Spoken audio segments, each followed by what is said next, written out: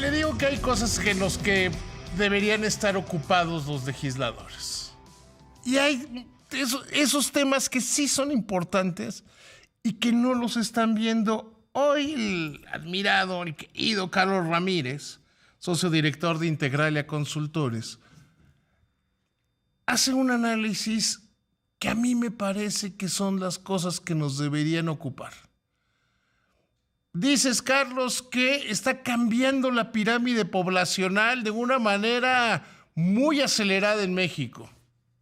¿Cómo estás? Buenas noches.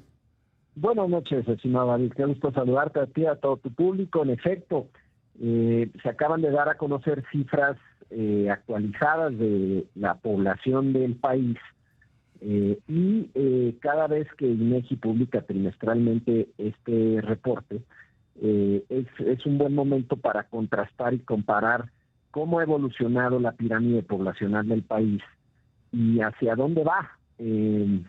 Tema en el que bien señalas, recibe relativamente poca atención por parte en general de la opinión pública, del gobierno, en fin, en lo general es un tema un tanto olvidado. Y mira, los resultados, los datos son contundentes.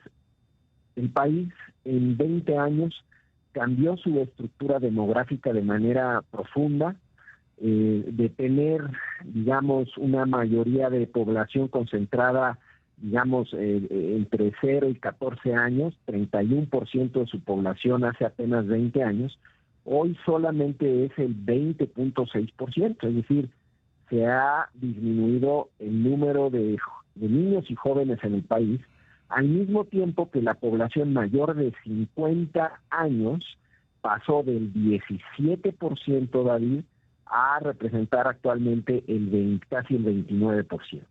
Y esto ocurrió en 20 años, en un momento en el que, digamos, todavía estábamos gozando de alguna manera, por llamarle de esa forma, el famoso bono demográfico, es decir, una población... Sí, claro, se decía joven. Que una de las grandes potencialidades de México era su bono demográfico.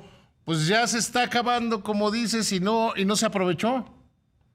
Efectivamente, lo que es desafortunado al ver estas cifras es constatar que en 20 años se transformó profundamente nuestra estructura demográfica, crecimos poco, es decir, en materia económica no hemos tenido un desempeño favorable, y en los próximos 20, David, estas tendencias, o sea, es decir, el bono demográfico, de alguna u otra manera, lo hemos desperdiciado y está llegando a su fin ese bono demográfico, y en los próximos 20 años esto va a cambiar mucho más rápido hacia el envejecimiento poblacional. Entonces, digamos, cuando tú y yo estemos aquí en 20 años teniendo esta conversación con estas mismas cifras, veremos que la población, digamos, mayor de 50 años será la mayoritaria en el país, que la población en edad de trabajar habrá disminuido de manera significativa, y eso va a representar un enorme desafío en materia económica, política, social para el país. Y no estamos preparándonos para ello, David. Fíjate que a mí lo que me preocupa es que en 20 años que platiquemos de esto, y a no ser que pase algo, vamos a estar diciendo, se los dijimos, se los advertimos. Ahí venía este problema, porque además va a ser gente con menos capacidad de trabajar y mucho más demandante de servicios sociales. Efectivamente. El proceso de envejecimiento poblacional naturalmente conlleva a ello, es decir, disminuye la población en edad de trabajar, crece el número de dependientes, es decir, de la población que, digamos, ya no está laborando, que está en edad de retiro, y la gran pregunta es cómo vamos a sostener a esa población creciente, que ya supera, David, me sorprendió a mí mucho el dato, más de 15 millones de adultos mayores de 65 años ya en el país, más del 11% de la población total, y apenas estamos en la pequeña primera parte de la transición demográfica hacia un mayor envejecimiento poblacional. Entonces, En efecto, el único remedio que hay frente a este desafío demográfico... Perdón que ahí te interrumpa tantito. Sí. Lo que hay que recordar es que en la década de los 60, 70, pues las familias tenían como 5 o 6 hijos en promedio. Efectivamente. Entonces es un gran número de mexicanos nacimos en los 60, 70. Exacto. Y ha venido disminuyendo el número de hijos por familia. Digo, y eso tiene un lado muy bueno. Pero por eso está cambiando tan rápido la pirámide. Efectivamente. Y ese es precisamente el famoso bono demográfico. Es decir, creció mucho nuestra población durante los 60 y los 70. Llegamos muchos al mismo tiempo al mercado laboral, a la vida productiva. Y ahí era cuando había que aprovechar esa enorme masa de personas en edad de trabajar con un número relativamente pequeño de personas dependientes, de adultos mayores. Pero eso ya no existe. Eso pasó a otra vida, estimado David. Y lo que tenemos más bien por delante es un rápido proceso de envejecimiento poblacional. Entonces, para enfrentar eso, al país, bueno, le urgen muchas cosas, pero le urge crecer económicamente porque necesita enfrentar esto y la única manera de hacerlo es, pues, por supuesto, el ahorro, mejores empleos, más inversión, mejor infraestructura, mejores condiciones para que podamos prepararnos para recibir a un volumen de adultos mayores que se va más que duplicar en los próximos 20 años.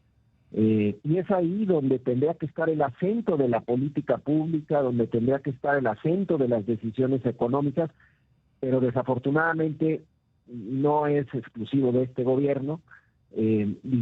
Prevalece siempre el corto plazo, ¿no? Es decir, un gobierno llega, hace políticas un tanto cortoplacistas, y se olvida que se viene un cambio demográfico muy profundo en el país. Bueno, a ver, a mí me preocupa muchísimo, y lo decía ahora empezando el programa, en el editorial del arranque del programa, que pues, los políticos están preocupados en Maru Campos y en la elección del Poder Judicial cuando hay problemas que se están acumulando y no se va a poder resolver con la pensión de los adultos mayores. De hecho, el riesgo es que no haya dinero para pagarle a los adultos mayores y termine diciendo, ¿se acuerdan de la pensión que les dábamos? Ya no la podemos dar. Sí, podríamos llegar a ese extremo. Imagínate nada más ese escenario. De hecho, la reciente reducción en la calificación crediticia de México, que es un tema completamente aparte de esto, pero viene a colación, David, porque una de las razones principales por las cuales México está perdiendo calidad crediticia como país es porque incrementó de manera muy importante el peso del programa de adultos mayores, es decir, el valor que reciben hoy los adultos mayores, y nos está costando 500 mil millones de pesos al año, que no teníamos ese dinero para sufragar. Imagínate ahora en 20 años, es decir, esa misma pensión hoy, pensando que se quedara en los mismos niveles actuales, que son aproximadamente 3,000 pesos mensuales, imagínate que en los próximos 20 años, cuando se duplique la población mayor de 65 años, es decir, va a haber desafíos enormes en materia fiscal, va a haber desafíos enormes en materia de infraestructura para atender a este enorme volumen de personas de mayor edad, va a haber desafíos enormes de menos personas trabajando en edad productiva, sosteniendo a estas personas de mayor edad, enormes desafíos en materia de pensiones, David, en donde claramente se han hecho algunas cosas, pero no son suficientes. En fin, la lista es infinita, se ha dicho hasta el cansancio. El riesgo que corre México es llegar a ser un país, vamos a llamarle, de adultos mayores, sin llegar a ser un país próspero.